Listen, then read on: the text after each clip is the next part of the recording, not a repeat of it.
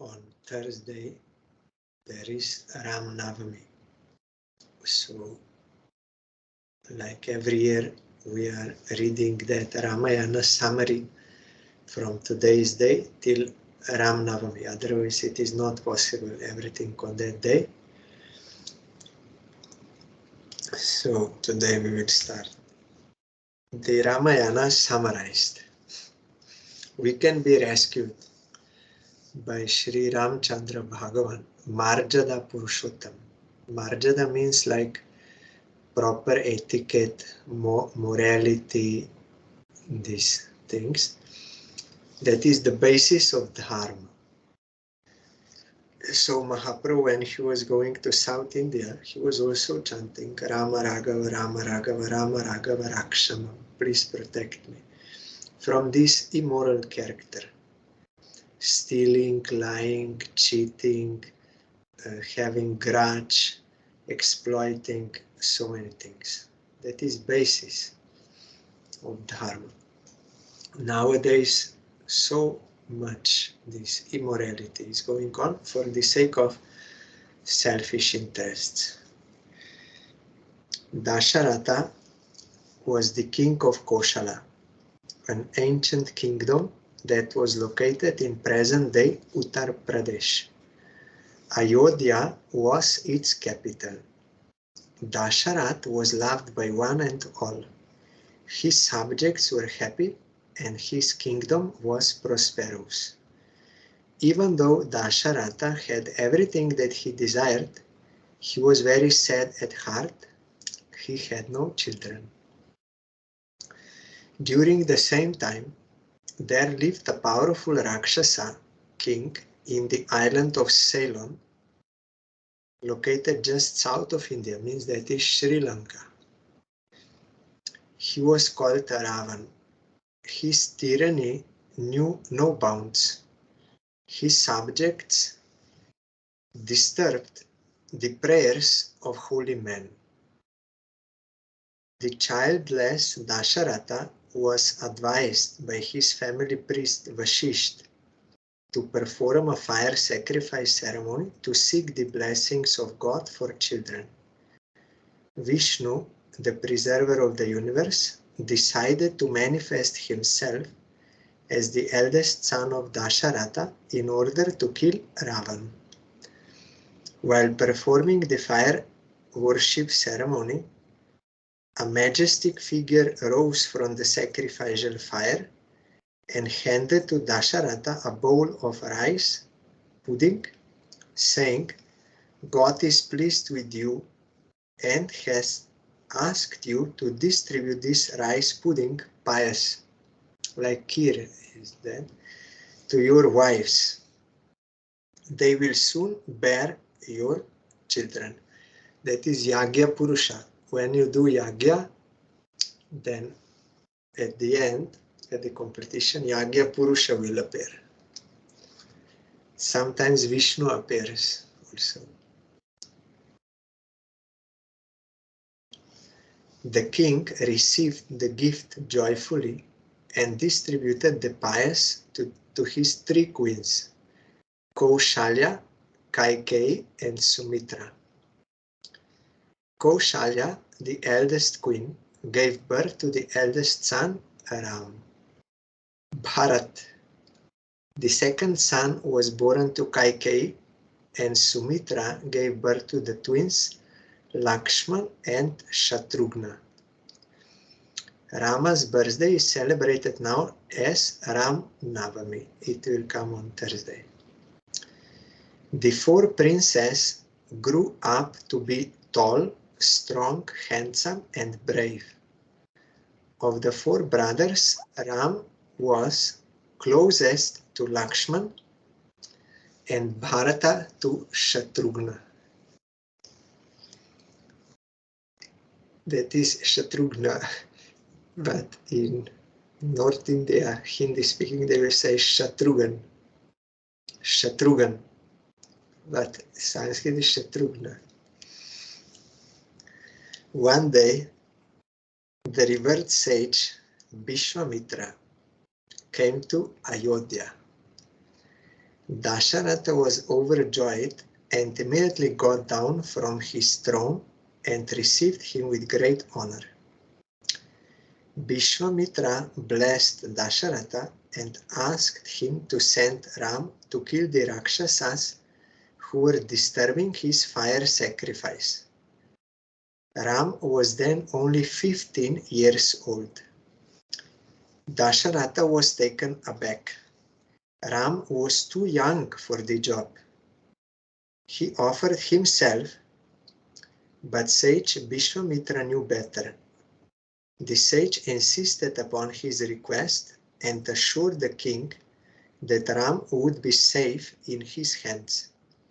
Ultimately, Dasharatha agreed to send Ram along with Lakshman to go with Vishwamitra. Dasharatha strictly ordered his sons to obey Rishi Vishwamitra and fulfill all his wishes. You will find biography of Vishwamitra in Gurudev's Puranic Charitavali. The parents blessed the two young princes, means Ram and Lakshman. They then departed with the sage.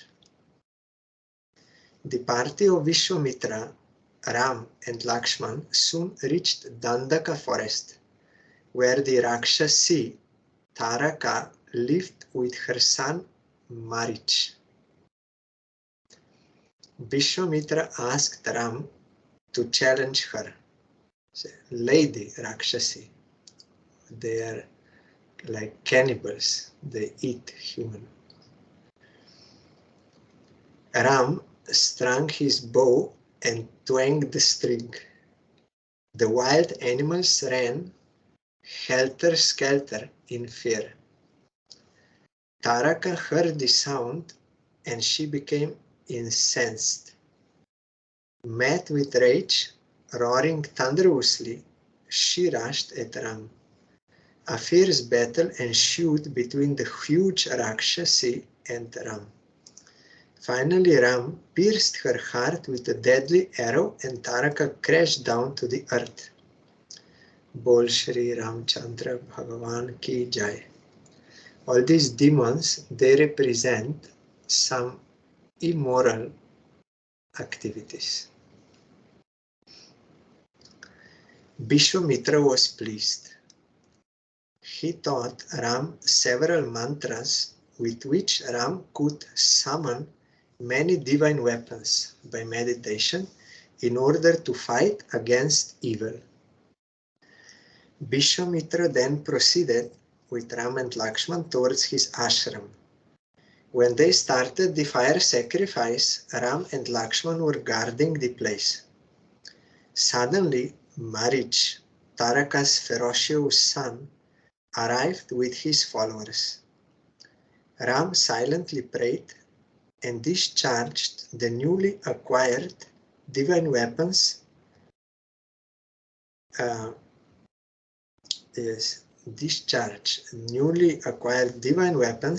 Marich.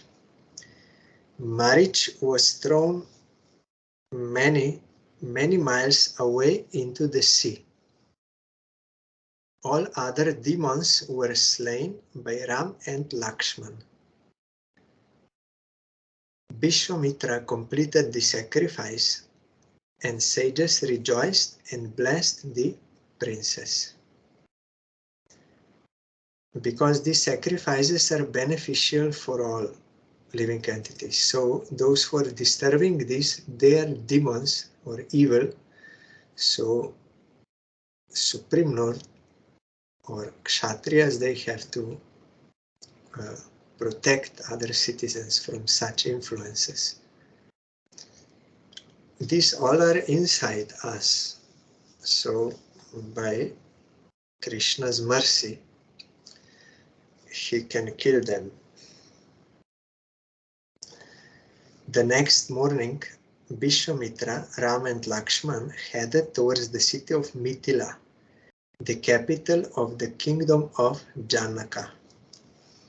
King Janaka invited Vishwamitra to attend the great sacrifice ceremony that he had arranged. Vishwamitra had something in mind to get Ram married to the lovely daughter of Janaka.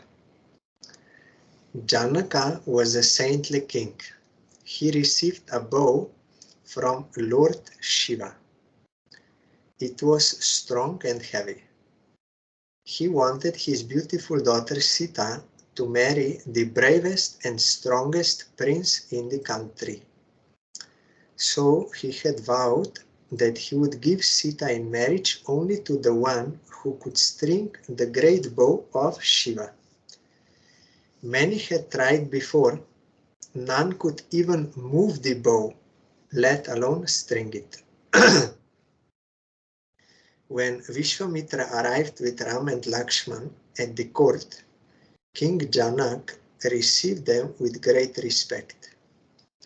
Vishwamitra introduced Ram and Lakshman to Janak and requested that he show the bow of Shiva to Ram so that he could try to string it.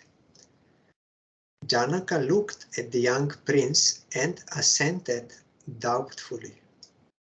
The bow was stored in an iron box mounted on an 8-wheeled chariot. Janaka ordered his men to bring the bow and place it in the middle of a big hall filled with many dignitaries.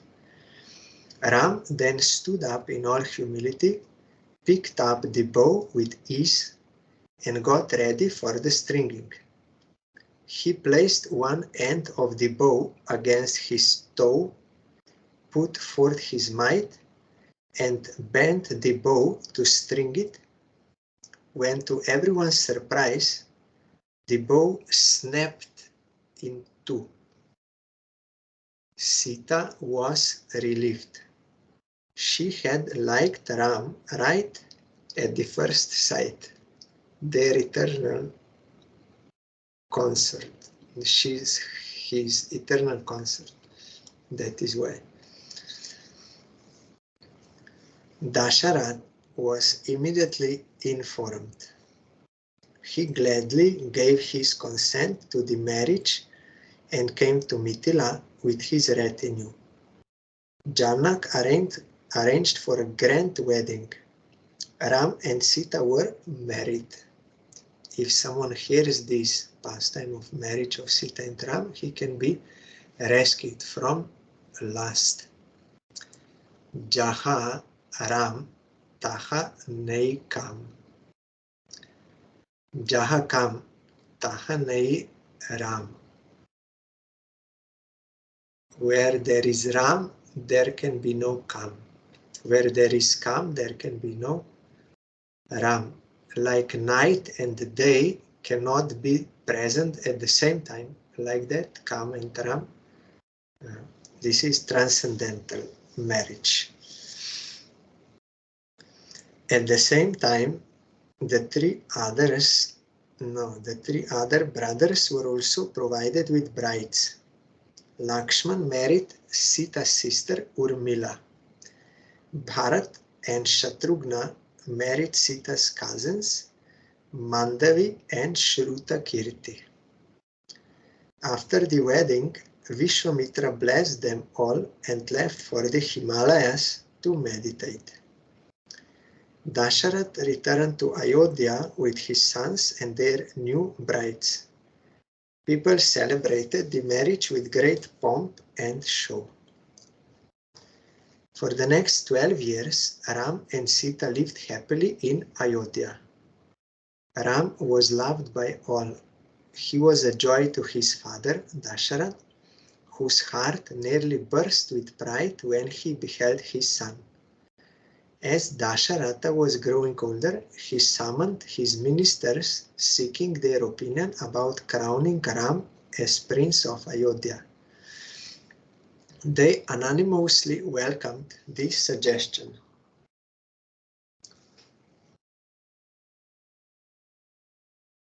Then Dasharatha announced the decision and gave orders for the coronation of Ram.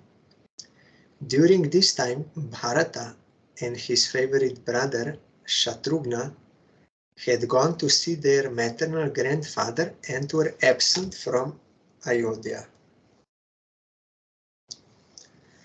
Kaikeyi, Bharata's mother, was in the palace, rejoicing with the other queens, sharing the happy news of Ram's coronation. She loved Ram as her own son, but her wicked mate Mantara was unhappy. Mantara wanted Bharat to be the king, so she devised a heinous plan to thwart Rama's coronation. As soon as the plan was set firmly in her mind, she rushed to Kaikeyi to tell her. "What a fool you are," Mantara said to Kaikeyi. "The king has always loved you more than the other queens.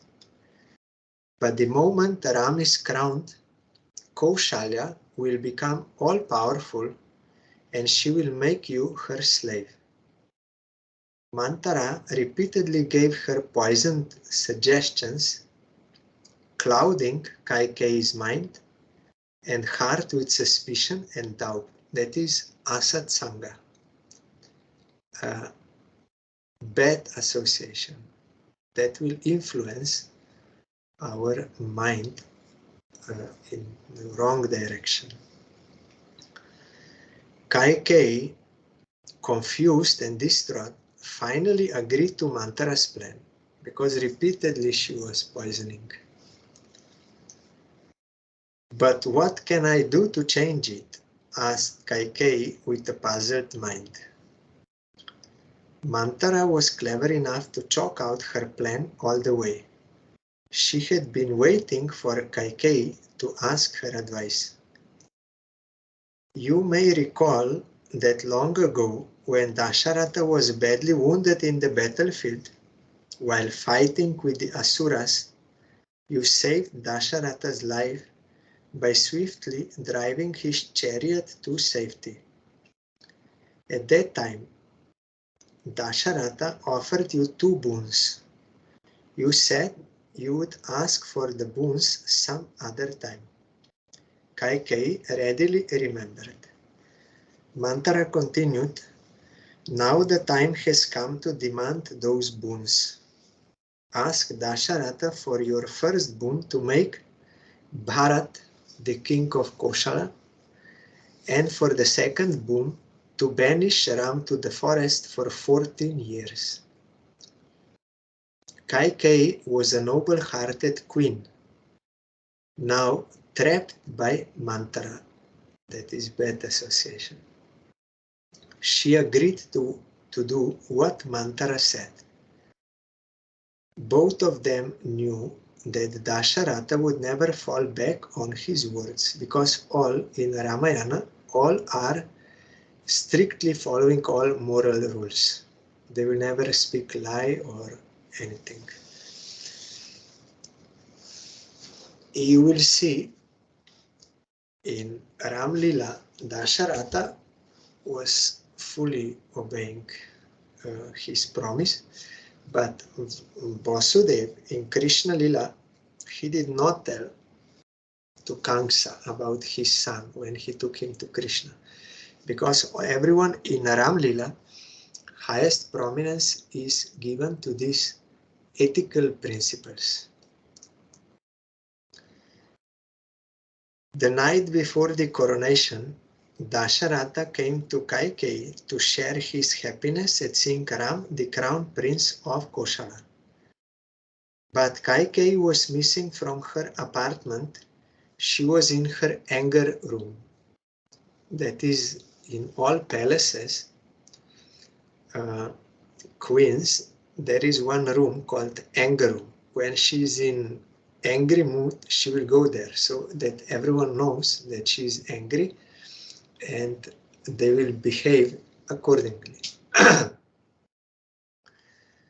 When Dasharatha came to her anger room to inquire, he found his beloved queen lying on the floor with her hair loose and her ornaments cast away. Dasharatha gently took Kaikeyi's head on his lap and asked in a caressing voice, "What is wrong?"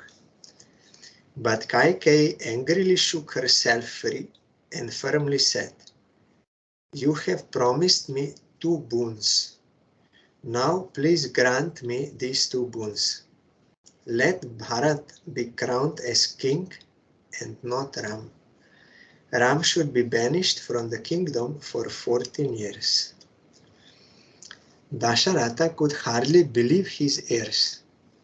Unable to bear what he had heard, he fell down unconscious.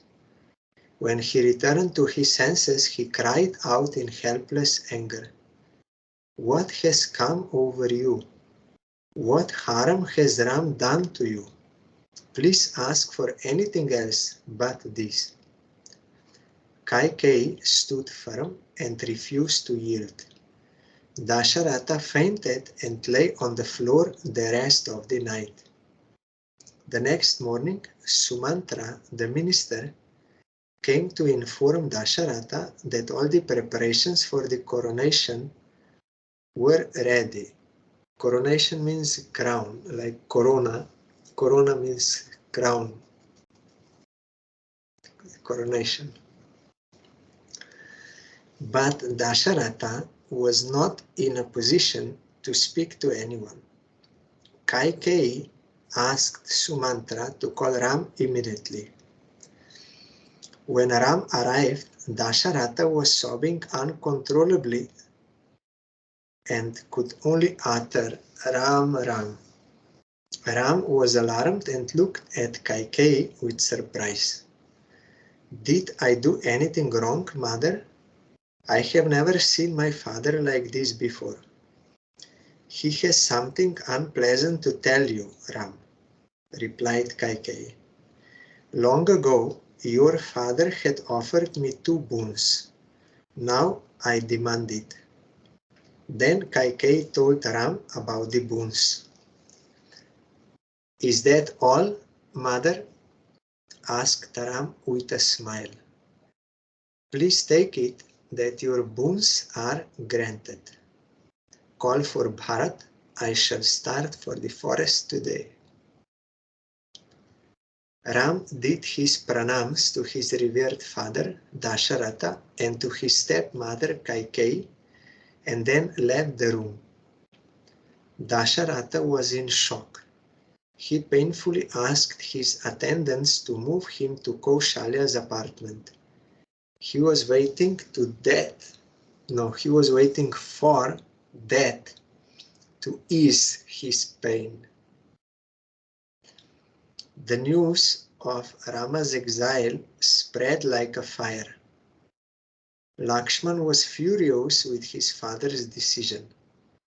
Ram simply replied, "Is it worthwhile to sacrifice your principle for the sake of this small kingdom?" One has to follow dharma, not be interested in some worldly things.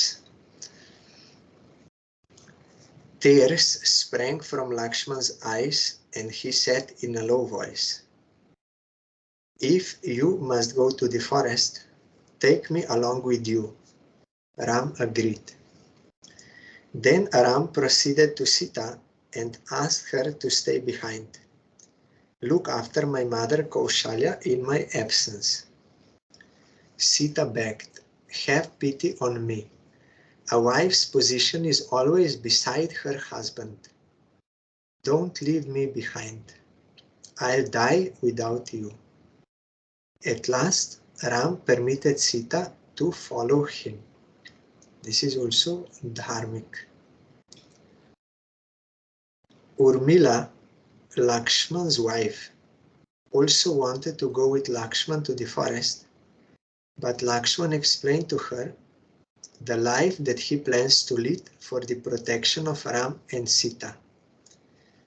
"If you accompany me, Urmila," Lakshman said, "I may not be able to fulfill my duties. Please take care of our grieved family members." So Urmila stayed behind on Lakshman's request. So that is also dharmic. she was following his plan, because he knew that he will have to serve in a special way in forest. And he was also not eating anything in forest. By that evening, Ram, Sita and Lakshman left Ayodhya on a chariot driven by Sumantra. They were dressed like mendicants. The people of Ayodhya ran behind the chariot, crying loudly for Ram. By nightfall, they all reached the bank of the river Tamas. Early the next morning, Ram awoke and told Sumantra, "The people of Ayodhya love us very much, but we have to be on our own. We must lead the life of a hermit, as I promised. Let us continue our journey before they wake up." So Ram, Lakshman and Sita, driven by Sumantra, continued their journey alone.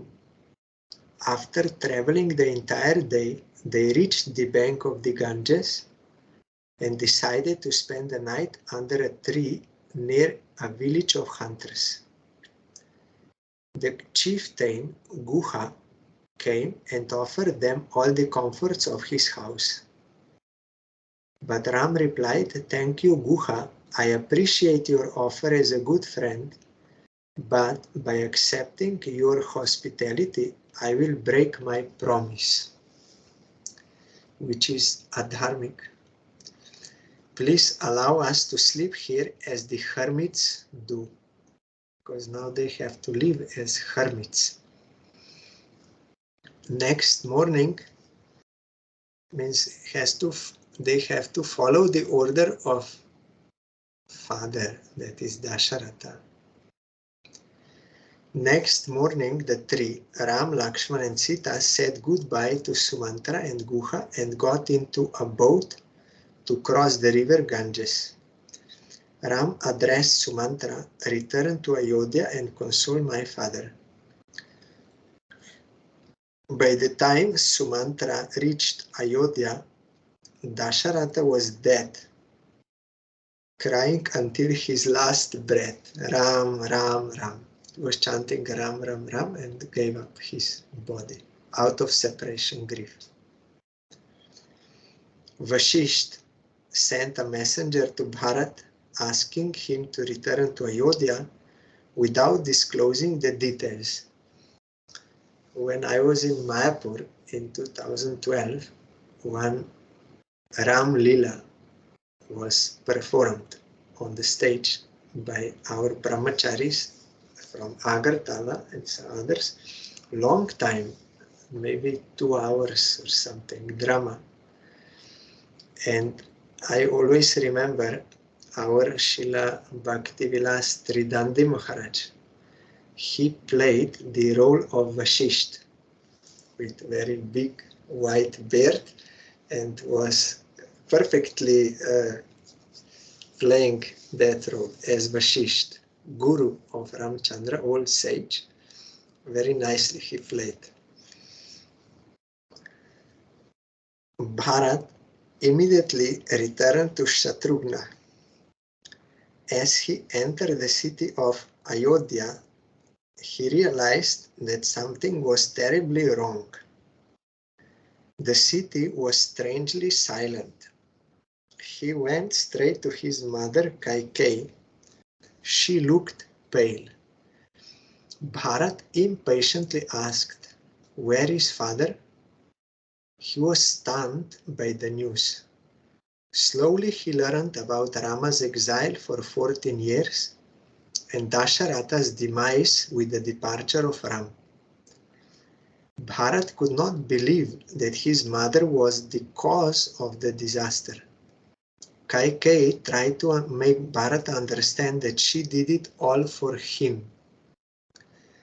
But Bharat turned away from her with disgust and said, "Don't you know how much I love Ram?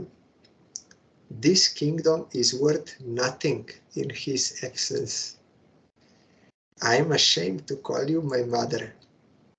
You are heartless. You killed my father and banished my beloved brother. I will not have anything to do with you for as long as I live. His example, Bharat Maharaj, is example of that Bhagavatam verse which says one has to reject one's guru, demigod, husband, mother, or all this if they cannot rescue you from that. Means those who are putting some obstacle to devotion to Supreme Lord or dharmic. So he rejected his mother for right cause. Then Bharat left for Kaushalya's apartment. Kaikeyi realized the mistake she made. Like Bali Maharaj rejected his guru Shukracharya. Prahlad Maharaj rejected his father. Bharat Maharaj rejected mother. Katvanga Raja rejected demigods. And those Yagya Brahmins, wives, they rejected their husbands for the service of Krishna. Kaushalya received Bharat with love and affection. Addressing Bharata, she said, Bharat, the kingdom is waiting for you. No one will oppose you for ascending the throne. Now that your father is gone, I would also like to go to the forest and live with Ram. Bharat could not contain himself any further. He burst into tears and promised Kaushalya to bring Ram back to Ayodhya as quickly as possible. When they are in Ayodhya, when they are hearing Ram Lila, they already heard many times and they know the complete story, everything in Lila they know. But when they are hearing, those who are pure devotees, and when pure devotees speaking from Ramayana, then they cry every time. Although they know what will happen, but when the news comes that Ram has to go to forest, they will cry. And in here also they will cry like this. Every time, because every time new taste is coming, that is transcendental lila, and they are devotees, so they are crying. So he burst into tears and promised Kaushalya to bring Ram back to Ayodhya as quickly as possible. He understood the throne rightfully belonged to Ram because he was eldest son. After completing the funeral rites for Dasharatha, Bharata started for Chitrakoot, where Ram was staying. Bharata halted the army at the respectful distance and walked alone to meet Ram. Seeing Ram, Bharat fell at his feet begging forgiveness for all the wrongdoings. When Ram asked how is father, Bharat began to cry and broke the sad news. Our father has left for heaven. At the time of his death, he constantly took your name and never recovered from the shock of your departure. Ram collapsed. When he came to senses, he went to the river Mandakini to offer prayers for his departed father. Mandakini is sacred river, so he offered prayers. The next day, Bharat asked Ram to return to Ayodhya and rule the kingdom. But Ram firmly replied, I cannot possibly disobey my father. You rule the kingdom and I shall carry out my pledge. I will come back home only after 14 years. When Bharat realized Rama's firmness in fulfilling his promises, he begged Ram to give him his sandals. Bharata told Ram the sandals will represent Ram and he would carry out the duties of the kingdom only as Rama's representative. Ram gracefully agreed. Bharat carried the sandals to Ayodhya with great reverence. After reaching the capital, he placed the sandals on the throne and ruled the kingdom in Rama's name. He left the palace and lived like a hermit, as Ram did, counting the days of Rama's return. When Bharata left, Ram went to visit sage Agastya. Agastya asked Ram to move to Panchavati on the bank of Godavari river. It was a beautiful place. Ram planned to stay at Panchavati for some time. So Lakshman quickly put up an elegant hut and they all settled down. At that time, all the rivers, you could drink water, drinking water, all rivers. Only in Kali Yuga, these became polluted. But before, all like lakes and rivers, all had drinking water. So sages or those who are in forests like this, they could easily live by some river or spring, and they would eat forest fruits, roots, like this, and they could survive easily. Surpanaka, the sister of Ravan, lived in Panchavati. Sister of Ravan, demoness. Ravan was then the most powerful Asura king who lived in Lanka, Sri Lanka. One day, Surpanaka happened to see Ram and instantly fell in love with him.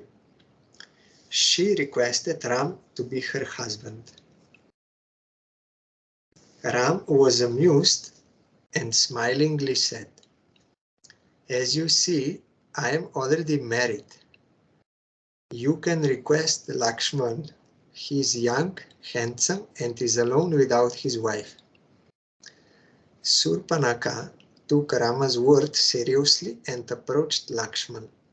Lakshman said, "I am Rama's servant. You should marry my master and not me, the servant." Surpanaka got furious with the rejection and attacked Sita in order to devour her. Lakshman swiftly intervened and cut off her nose with his dagger.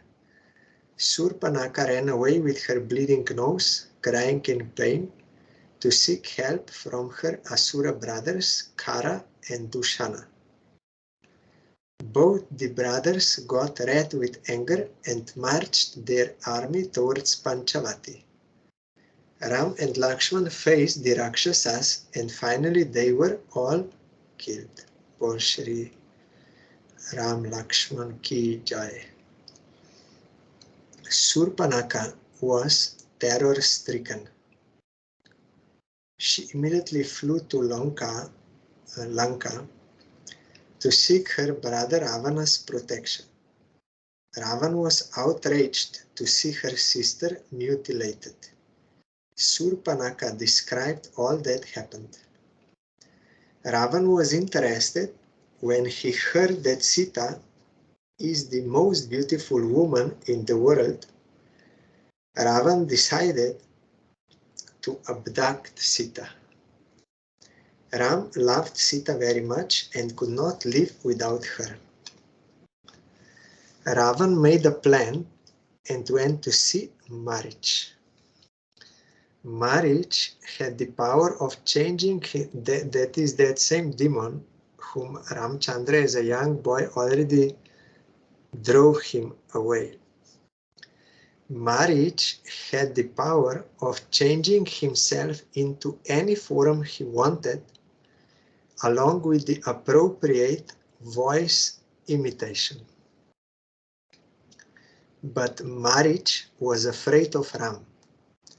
He still could not get over the experience he had when Rama shot an arrow that hurled him far into the sea.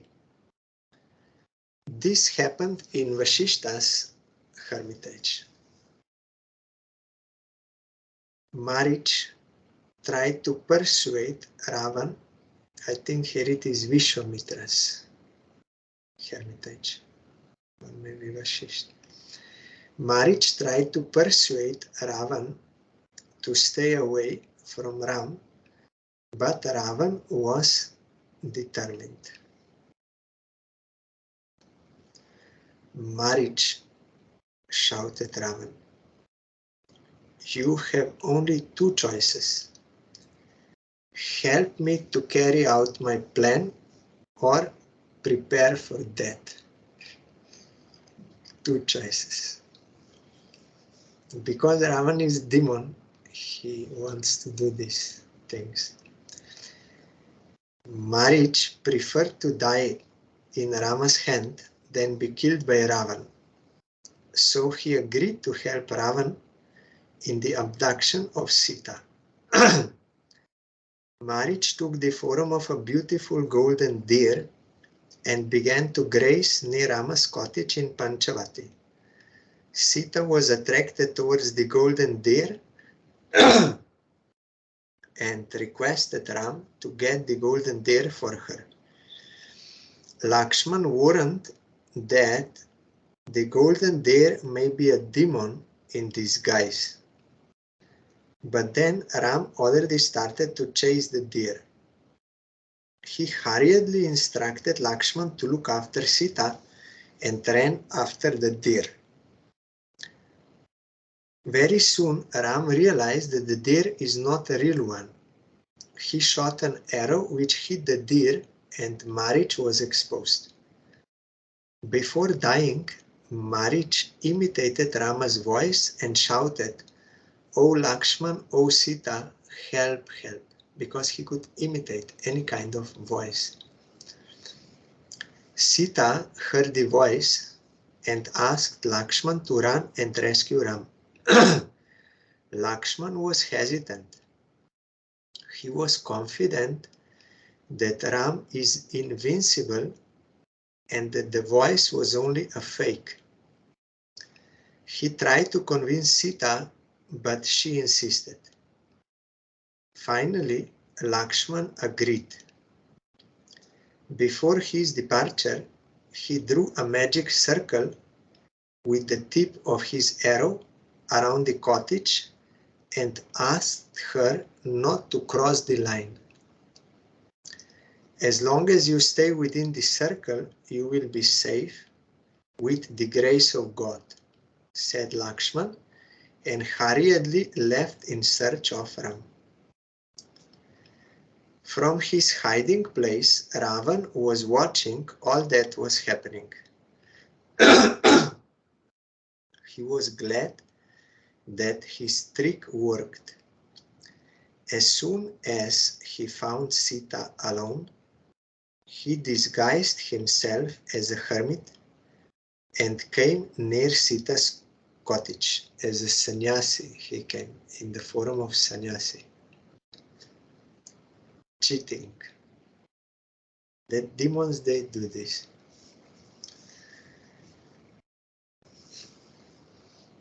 He stood beyond the protection line of Lakshman and asked for alms. The sannyasis, they will beg from householders. Sita came out with a bowl full of rice to offer to the holy man while staying within the protection line drawn by Lakshman. The hermit asked her to come near and offer. Sita was unwilling to cross the line when Ravan pretended to leave the place without alms. As Sita did not want to annoy the sage, she crossed the line to offer the alms. Because it is not good if sadhu goes away dissatisfied. So she thought he's a sadhu, so what harm can be there? So she came out. This is all lila to give us teaching. Ravan did not lose the opportunity. He quickly pounced on Sita and seized her hands, declaring, I am Ravan, the king of Lanka. Come with me and be my queen. Very soon, Ravana's chariot left the ground and flew over the clouds on way to Lanka.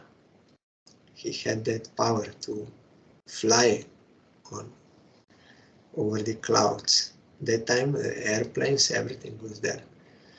So Ravan is lust personified, and Ram is love personified. Ram felt distressed when he saw Lakshman. Why did you leave Sita alone? The golden deer was marriage in disguise. Lakshman tried to explain the situation when both the brothers suspected a foul play and ran towards the cottage. The cottage was empty, as they feared. They searched and called out her name, but all in vain. Finally, they were exhausted. Lakshman tried to console Ram as best as he could. Suddenly, they heard a cry. They ran towards the source and found a wounded eagle lying at the floor. It was Jatayu, eagle, but he is pure devotee of Ram. It was Jatayu, the king of eagles and a friend of Dasharatha. Jatayu narrated with great pain. I saw Ravan abducting Sita.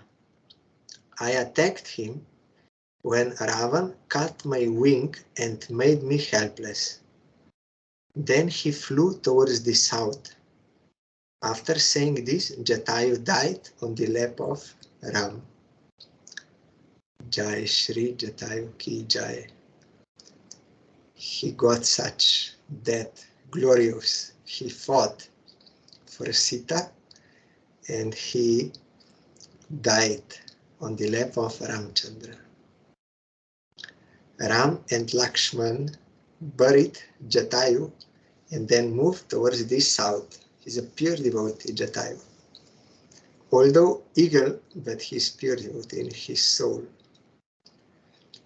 On their way, Ram and Lakshman met a ferocious demon called Kabanda. Kabanda attacked Ram and Lakshman. When he was about to devour them, Ram struck Kabanda with a fatal arrow.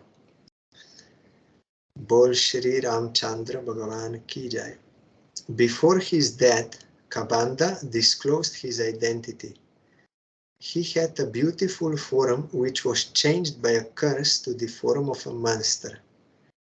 Kabanda requested Ram and Lakshman to burn him into ashes and that will bring him back to the old form. He also advised Ram to go to the monkey king Sugriva, who lived in the Rishyamukha mountain, to get help in regaining Sita. Sugriva is a monkey, brother of Bali. On his way to meet Sugriva, Ram visited the hermitage of an old pious woman, Shabari. Shabari, she was waiting for Ram for a long time before she could give up her body. When Ram and Lakshman made their appearance, Shabari's dream was fulfilled. She washed their feet, offered them the best nuts and fruits that she collected for years. Then she took Rama's blessings and departed for the heaven. Shabari, she was one simple village girl like a maidservant. So she was staying near the ashram, one ashram. There was one guru and many brahmacharis, they were staying there. So she did service there by bringing water and like this. So one day, Gurudev also wanted to give her initiation. All others, they were objecting that she's a like girl, maybe Shudra also or something. So she should not be given mantra. But Guru saw her qualities, that she's having service attitude and firm faith in Guru and God.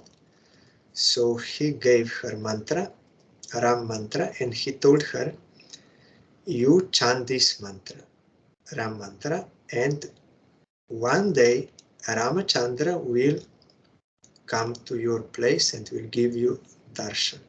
So you go, you do this. So she was simple-hearted, fully having belief in her guru. So she was doing, chanting her mantra, and in her home, simple home, she thought, maybe today Ramachandra will come. So I have to clean all this place. So she was cleaning the house and also pathway, because maybe Ram will come. And she also went to the forest to pick up, to collect some berries and nuts like this to offer to Ramchandra. So like this she was doing every day, thinking maybe today will come, because she had firm belief in the words of Guru. And what bona fide Guru says, that Krishna will fulfill, God will fulfill that. Like when Prahlad said, yes, God is here also in this pillar. So Nrsimha Bhagavan appeared to prove the words of his pure devotee true. Like that, whatever pure devotee says, that Krishna will fulfill. So here, Gurudev says, one day Ramchandra will come to you. So she had firm belief in this, and every day she was prepared. So like that, for more than 80 years, every day she was. Then she was very old, but still she was doing with firm faith. Maybe today he will come. So then, this time, really Ramchandra came. And because to fulfill the word of Guru, and also because she is a pure devotee. So he